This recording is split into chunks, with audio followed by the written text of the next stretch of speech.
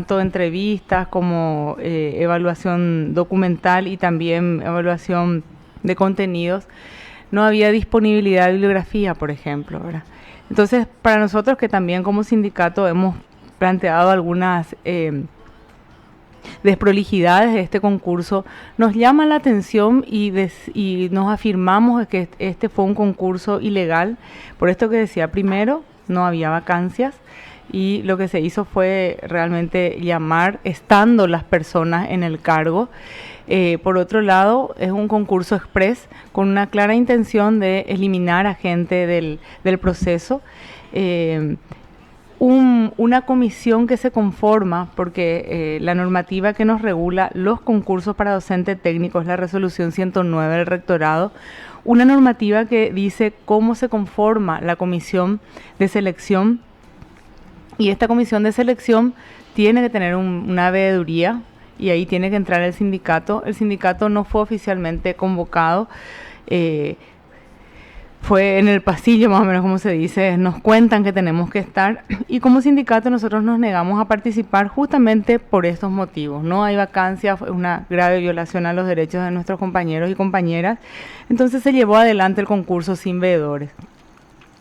Ya. Se hizo toda la evaluación documental sin veedores. Como sindicato nosotros hemos interpuesto un pedido hicimos una impugnación a la resolución, que nos contestan después de que ya se hizo toda la parte documental, cuando ya se publican inclusive los admitidos y no admitidos.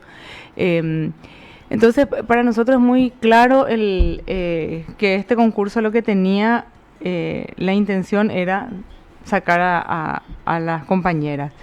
Y lo más grave es que 2 de las compañeras están a días de cumplir, una de ellas por lo menos, de cumplir su tiempo para jubilarse, para iniciar los trámites de jubilación. La otra está también en proceso, o sea que este año tenía que iniciar también su proceso de los trámites para jubilarse. Y otra compañera que, bueno, está justamente presente, que es Monín, que ya tiene fuero sindical.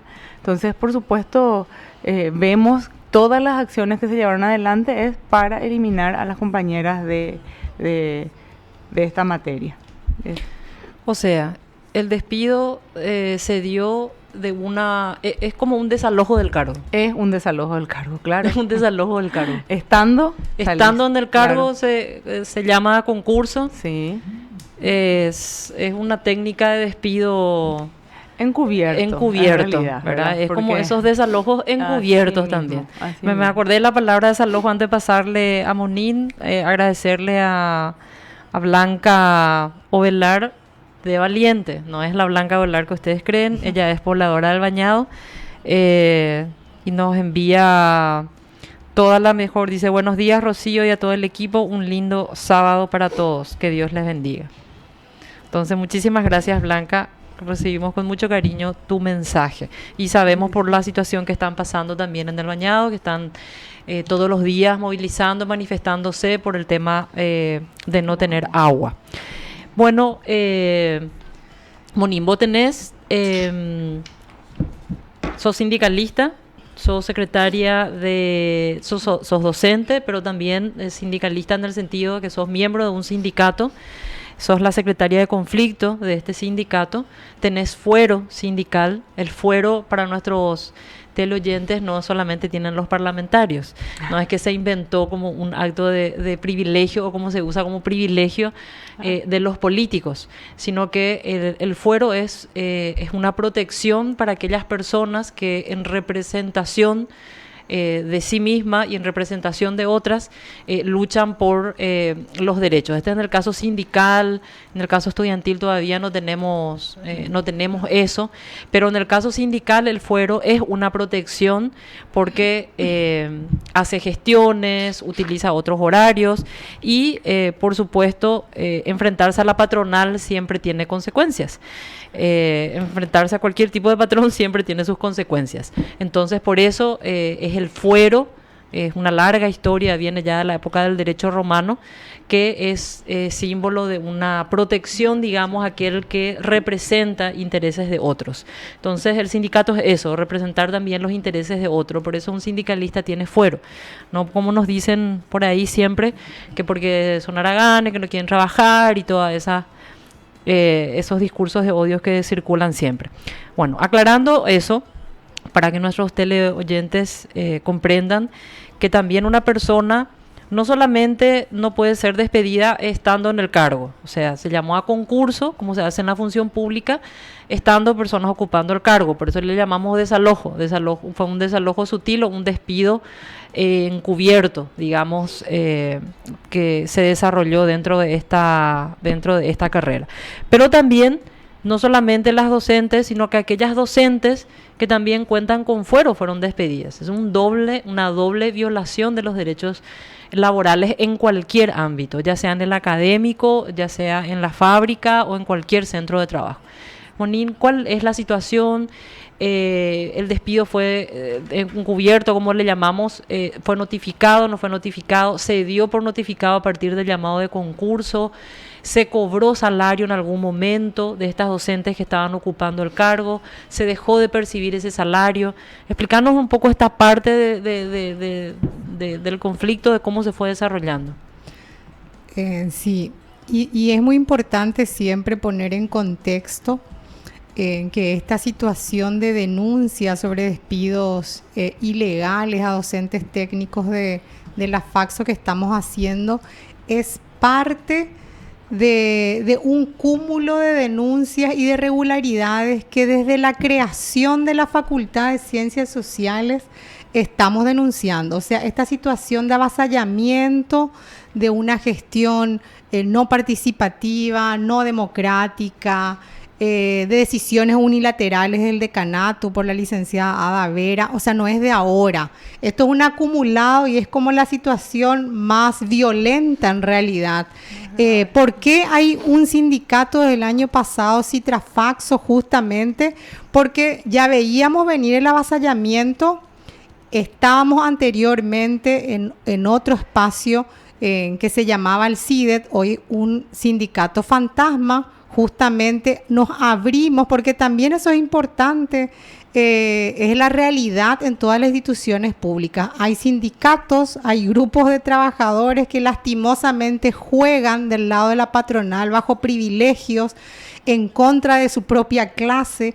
Eso se da también y se está dando en la Facultad de Ciencias Sociales. Nosotras nos organizamos y no solamente como docentes de trabajo social, hay una carrera de sociología también que está siendo avasallada, que está siendo discriminada, y ahí también integran docentes y funcionarios administrativos, porque esta claque que se instaló encabezada por Ada Vera y por otras direcciones y algunos docentes, también discrimina a funcionarios administrativos que no responden al decanato. Por eso es muy importante entender las claques de privilegio que generalmente los decanatos lideran históricamente en la UNA. Esta conquista, esta conquista no es una conquista solo de la Faxo, de la nivelación salarial, es una conquista histórica en la Universidad Nacional de Asunción, que después de 12 años los docentes de abajo, digamos, porque hay docentes de clases privilegiadas en la UNA históricamente que cobran frondosos salarios, pero los docentes de abajo, que somos en mayoría, hace más de 12 años no hemos tenido una nivelación salarial docente. Por eso tuvo mucho impacto incluso en la prensa, por eso hubo un paro académico total a nivel nacional en la UNA, y que fue lo que forzó justamente a que se avance en el proceso de reconocimiento de derechos ante el Hacienda, ante el Congreso, y finalmente una ley de presupuesto promulgada por el Ejecutivo que justamente lo que hace la rectora es reconocer eso. O sea, nosotras tenemos una resolución firmada por la rectora, que fue del 18 de diciembre, 1798/19, donde ella envía a todos los decanatos que a partir del 1 de julio, donde está vigente esta ley de nivelación, cómo se conforma y cómo quedan, digamos, los docentes, ya sea de aula o de gestión académica, que fueron beneficiados en este proceso de la resolución. Nuestros nombres están en planilla. Desde el año pasado, desde el 1 de julio, de forma retroactiva, nosotros entramos en planilla a cobrar la nivelación salarial asignada a nuestra denominación, que es docente técnico 3, con carga horaria 10 horas semanales, que es lo que establece el Consejo Superior en una resolución de denominaciones de docentes.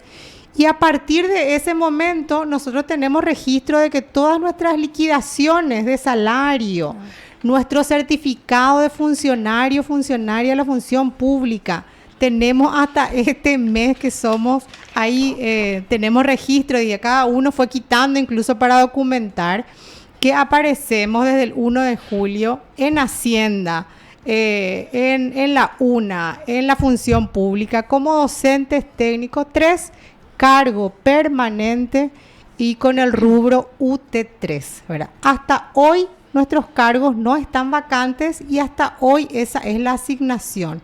Nosotras, justamente en función a esa denuncia ante la rectora, leemos justamente porque en realidad ya no nos iban a pagar enero y justamente nosotras fuimos empoderadas no solamente a nivel sindical de nuestros derechos, ¿verdad? Es decir, nosotros tenemos una resolución, nosotros estamos en planilla. Si eso se deja de pagar, ¿qué se va a hacer con ese dinero también? Pero entonces exigimos el pago de enero que no se nos pensaba pagar justamente. Tenemos resolución de la liberación del salario, que es nuestro derecho justamente de enero, y también hoy tenemos la resolución de la rectora que autorizó el pago de salario de febrero. Okay. Y como la violencia, la negación de derechos es tan grande por parte del decanato, Ada Vera no tuvo otra mejor, digamos, decisión para seguir avasallándonos que retenernos el salario. O sea, hoy es 14 de marzo, estamos en medio de una crisis nacional, de una pandemia, del dengue, de la situación económica.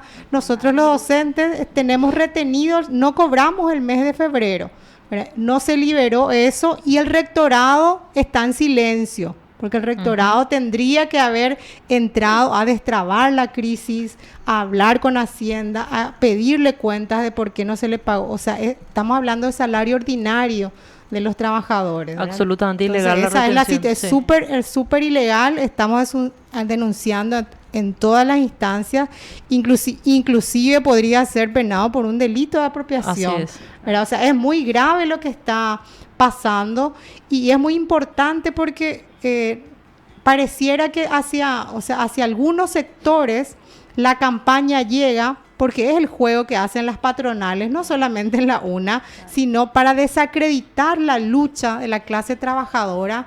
Entonces se empieza, ese sindicato tiene un problema personal con el tal patronal. Monín tiene un problema con acá no hay un problema de violación de derechos, sino no quieren concursar. Famoso instaló ese, no quieren concursar. O sea, sí. Acá nosotras todas, hay registro en talento humano, cualquier persona del país puede acercarse a la UNA y tener copia de los registros. Todas y todos los 27 que estamos despedidos ilegalmente entramos por concurso. Entramos por concurso a nuestras materias y tenemos todos los registros. O sea, acá no estamos hablando del concurso, es incluso una reivindicación histórica en la UNA que nosotros acompañamos desde siempre. Lo que estamos diciendo es que este concurso, por sus características y porque claramente es una situación de persecución sindical. Acá estamos hablando porque hay un grupo de sindicalistas docentes que viene cuestionando desde el año pasado y que le incomoda al decanato. Acá hay, para nosotros eso es claro. Acá le incomodamos un grupo de docentes que venimos justamente dando cuenta de estas irregularidades, de esta situación de atropello, del autoritarismo, de la no participación de parte de nuestro decanato. Y así funciona la UNA. así funciona, esto no es nuevo en la UN, así funciona. Sí. A la gente que se le incomoda, inventemos los mecanismos y arreglemos hasta jurídicamente los mecanismos para quitarle a alguna gente. Y armemos también concursos express, concursos acomodados, eso también sigue siendo parte de la UNA, para meter la gente que le va a ser leal y le va a ser fiel a una política, digamos, desde el decanato de acallar. Así es, la retención del salario es una situación grave. Ningún trabajador en ningún lugar su salario puede ser retenido. Eso es parte del derecho inalienable, incuestionable.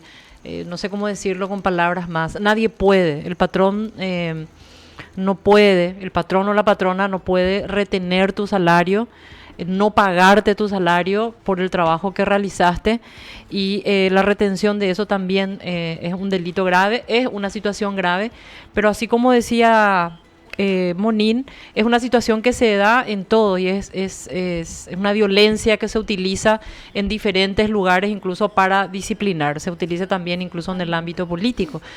Concejales municipales que cobran no más de 2 salarios mínimos, por ejemplo, en lugares cuando no quieren aprobar algo del intendente, también se le retiene el pago de su dieta como una forma de presión política para que vote de tal o tal sentido. Estos son mecanismos que son antiguos, que son viejos, que son utilizados de una vieja práctica que se heredó y que todavía evidentemente seguimos luchando, hasta en los espacios donde pensamos que por el nivel académico, incluso por la historia de lucha de cómo se fue conquistando esta carrera, las cosas podían ser diferentes. De hecho, siempre digamos, en la lucha, en estas contradicciones que se presentan en un proceso de lucha, vamos conociendo también los límites incluso de las personas, de las propias reivindicaciones gremiales o salariales. Pero la retención del salario es un acto ilegal desde cualquier punto de vista. Y no, lo demás creo que ni siquiera se debería responder, ¿verdad? Porque aquí estamos también hablando con todos los documentos que nos enviaron. La producción siempre se encarga de revisar cada uno de los temas que vamos a ir tratando, de tal manera a presentar con la mayor seriedad todas las denuncias que se hacen. ¿Qué sigue ahora? ¿Qué sigue ahora? Sara, Monín, la pregunta para cualquiera. ¿Qué sigue ahora? ¿Va a haber el rectorado está en silencio? ¿Van a pedir ustedes algún tipo de, nuevamente, una mesa de conversación? ¿Van a ir a algún tipo de paro? ¿Cómo sigue esta situación? Bueno, una gran pregunta, ¿verdad? Sí, el rectorado está en silencio. El 5 de marzo la rectora nos recibió, ¿verdad? Nosotros desde que nos constituimos como Citrafaxo hemos solicitado una entrevista con la rectora. Ya cuando obtuvimos nuestra personería volvimos a solicitar. En enero volvimos a solicitar en varios momentos, sobre todo por cómo se estaban dando las cosas con la carrera de Sociología y Trabajo Social, con los llamados a encargadurías de cátedra, etcétera. Bueno, pero finalmente, luego de una acción que se llegó a realizar, ¿verdad?, como parte un poco de este proceso de lucha, por fin la rectora nos convoca el 5 de marzo y ahí, con el asesor jurídico del rectorado y también con el director de talento y el vicerrector, y como sindicato, hablamos de esto, hablamos de la situación, expusimos toda la preocupación, expusimos también toda la violación de derechos a los que estamos sometidas, y la rectora hizo hincapié a la importancia de llevar adelante en paz la situación y se comprometió a convocar a una mesa. Okay. A una mesa de diálogo, ¿verdad? Para tratar de zanjar el tema. Situación que hasta hoy no se dio. O sea, hoy 14 de marzo no tenemos ninguna mesa. Sabemos que las mesas siempre fungen, digamos,